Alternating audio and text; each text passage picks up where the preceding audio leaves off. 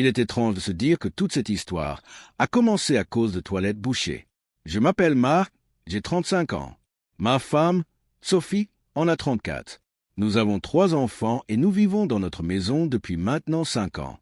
Une maison neuve dans un quartier calme. Jusqu'à récemment, tout allait bien. Aucun problème. Rien. Puis, il y a environ 4 mois, les toilettes de notre chambre ont commencé à se boucher. Au début, je n'ai pas pris ça au sérieux. Ce genre de choses arrive. Mais rapidement, le problème est devenu récurrent, puis envahissant, à tel point que nous avons fini par utiliser uniquement la salle de bain des enfants. Sophie n'en pouvait plus. Marc, appelle un plombier. Mais j'ai refusé.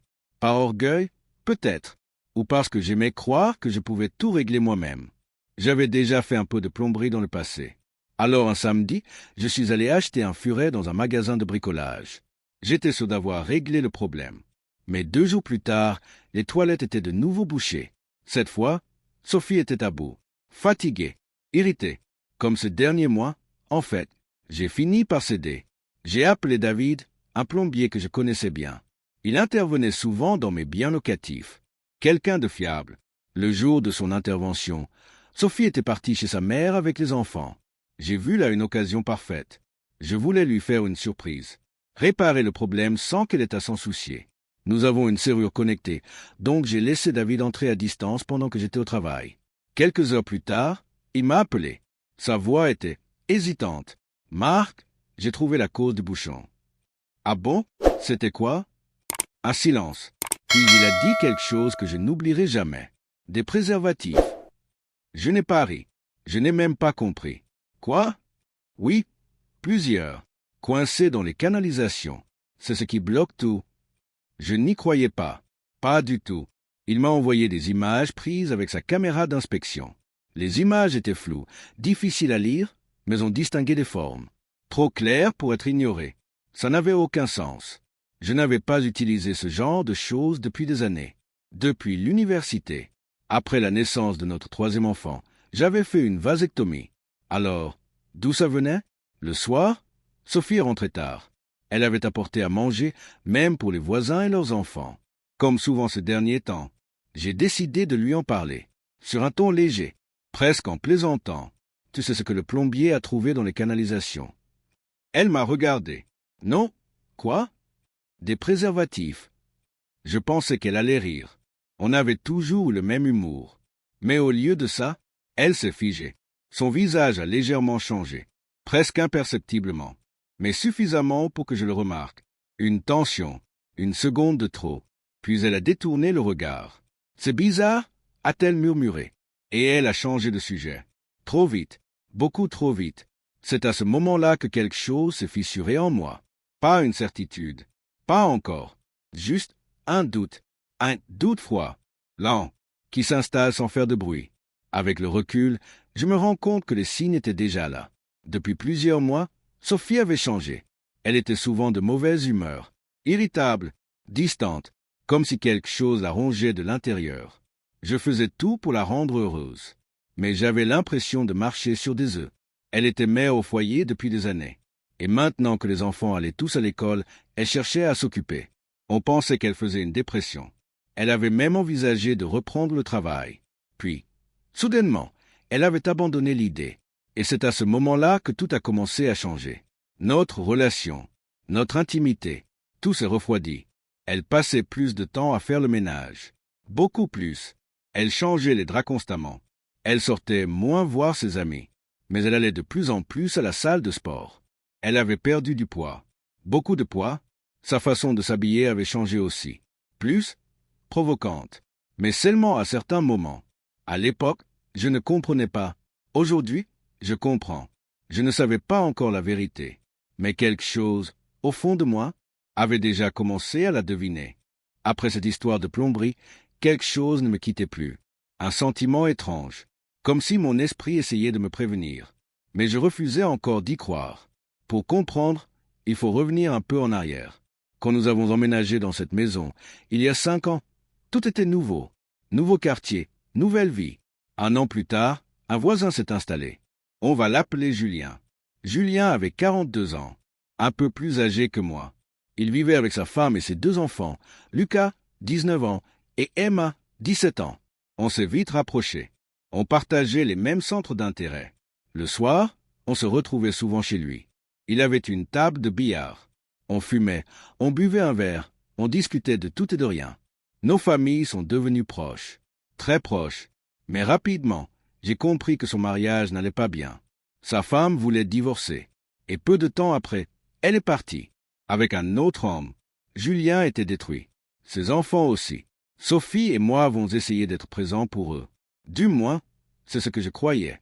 Car aujourd'hui, avec le recul, je réalise que Sophie s'est impliquée bien au-delà de ce qui était normal. Elle a commencé à cuisiner en grande quantité. Toujours plus. Je vais en donner à Julien et aux enfants. Au début, ça me paraissait naturel. Gentil, humain. Mais elle n'a jamais arrêté. Lucas, le fils de Julien, venait souvent à la maison. Il aidait nos enfants avec leurs devoirs. Il passait des heures chez nous. C'était un garçon poli, calme, respectueux. Du moins, en apparence. Petit à petit, nos vies se sont entremêlées, comme si on formait une seule grande famille. Et c'est là que tout a commencé à changer. Après le départ de la femme de Julien, Sophie a changé, subtilement, mais profondément. Je me souviens d'un jour en particulier. Nous devions aller chez Julien. Sophie portait une jupe plus courte que d'habitude. Rien de choquant, mais différent. Et en la regardant mieux, j'ai remarqué quelque chose. Elle ne portait rien en dessous. Sur le moment, j'ai été surpris. Je voulais lui en parler, mais je n'ai rien dit. Plus tard, à la maison, je lui ai posé la question. Elle a répondu rapidement. J'ai oublié. Oublié. Ce genre de choses ne s'oublie pas, mais j'ai laissé passer. Encore une fois. Pourquoi? Parce que je n'imaginais rien. Pas avec Julien. C'était mon ami. Et surtout, il travaillait énormément. Il partait tôt le matin, rentrait tard le soir. Il n'était presque jamais chez lui. Alors mon esprit refusait de faire le lien, même si, au fond, quelque chose sonnait faux. Puis il y a eu ce rêve, quelques jours après l'histoire des préservatifs. Un rêve flou, troublant. Je voyais Sophie, avec quelqu'un. Je ne distinguais pas le visage, mais je savais qu'elle me trompait. Je me suis réveillé avec une sensation horrible, comme si ce n'était pas qu'un rêve, comme si mon esprit avait compris quelque chose avant moi. À partir de ce moment-là, tout a changé. Je me suis mis à observer, à analyser chaque détail, chaque geste. Je me suis demandé, avec qui pourrait-elle me tromper? Quelqu'un de la salle de sport? Je l'ai même suivi une fois, mais je n'ai rien vu, rien de suspect. Parfois, elle y allait avec Lucas et Emma. Alors je me disais que ce n'était pas là que ça se passait. Ça n'avait pas de sens. Puis une pensée m'a traversé, une pensée que j'ai immédiatement rejetée, puis qui est revenue. Encore et encore. Les préservatifs, ils étaient dans M&S Toilettes. Donc, la personne venait ici, chez moi, dans ma maison, dans ma chambre. Cette idée m'a rendu malade. Littéralement. Je ne voulais pas y croire. Je refusais. J'aurais dû installer des caméras à ce moment-là. Mais je ne l'ai pas fait. Pas encore. Les jours passaient. Et notre relation se dégradait. Silencieusement. Nous étions de plus en plus distants. Chaque semaine, un peu plus. Il n'y avait plus de proximité. Plus de complicité. Quand j'essayais de me rapprocher d'elle, elle trouvait toujours une excuse. Je suis fatigué. Fatigué de quoi? Elle passait ses journées à la maison. Mais je n'ai rien dit. Puis un jour, elle a inversé les rôles.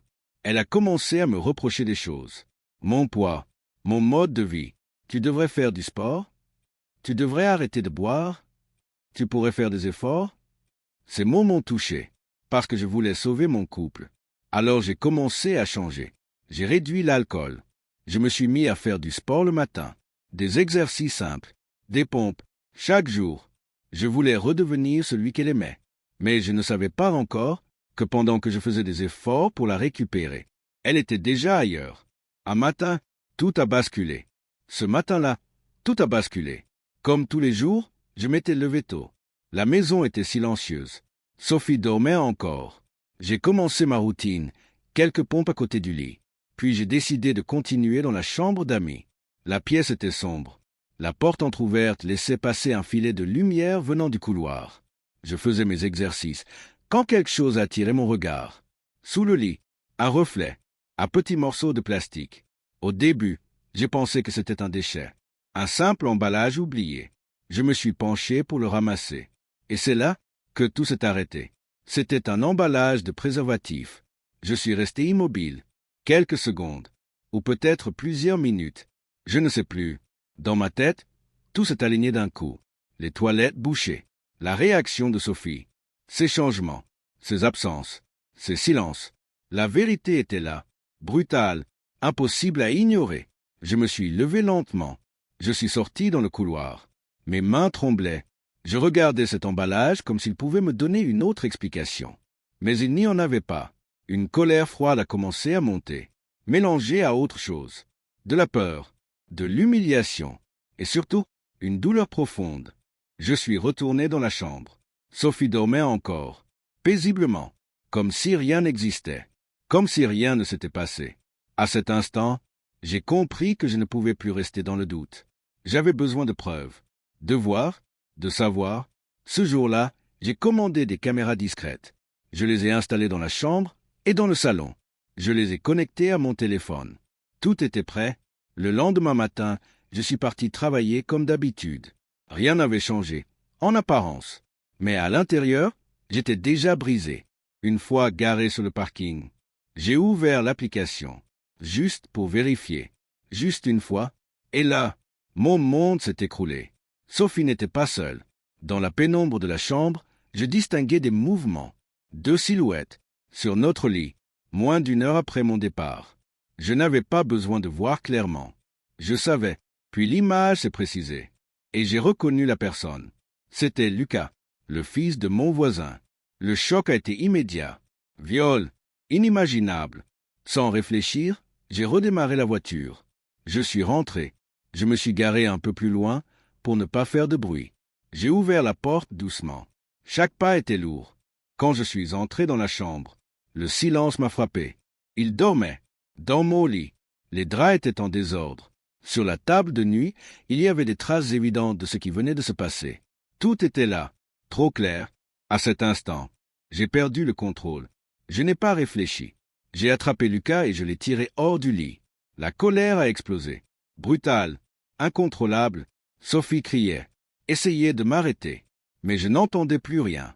Puis, d'un coup, je me suis arrêté. Parce que je savais que si je continuais, je pourrais faire quelque chose que je regretterais toute ma vie. Alors je l'ai poussé dehors. Je l'ai mis à la porte, et je me suis tourné vers Sophie. Ma voix était froide, presque étrangère. Fais tes valises, par avant que je revienne. Je suis sorti. Je suis monté dans ma voiture, et j'ai roulé, sans destination. Mon téléphone n'arrêtait pas de sonner. Sophie, encore, puis le travail. Je n'ai répondu à personne. Je me suis arrêté quelque part, et là, j'ai craqué. Tout est sorti. La colère, la douleur, la trahison. J'ai appelé mon patron. Une urgence familiale. Puis j'ai appelé Julien. Il était sous le choc, en colère contre son fils.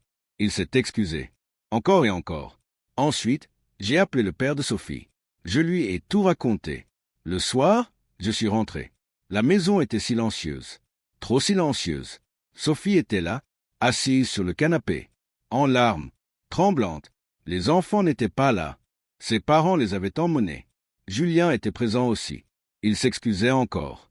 Mais à ce moment-là, je ne ressentais plus rien. J'ai pris une douche. J'ai pris quelque chose pour dormir. Et je suis allé dans la chambre des enfants. Le lendemain, tout était différent. Je me suis réveillé avec un vide, comme si une partie de moi avait disparu. Je ne lui ai pas parlé. Elle non plus. Je suis allé travailler. Et j'ai cherché un avocat. Le divorce, inévitable. Je savais ce que ça signifiait. Partager mes biens. Payer une pension. Recommencer. Elle n'avait pas travaillé depuis des années. Et dans mon état, l'infidélité ne changeait rien. 2 jours plus tard, elle est partie vivre chez ses parents. Plus tard, j'ai appris la vérité complète. Ça durait depuis presque 7 mois. Son excuse? Elle disait qu'elle avait eu pitié de Lucas, qu'il s'était rapproché, qu'il lui faisait des compliments, et que tout avait commencé comme ça. Même moi, je savais. Si les toilettes ne s'étaient pas bouchées, je n'aurais peut-être jamais découvert la vérité. Elle me repoussait, parce qu'elle vivait déjà une autre vie, dans ma propre maison, dans mon propre lit.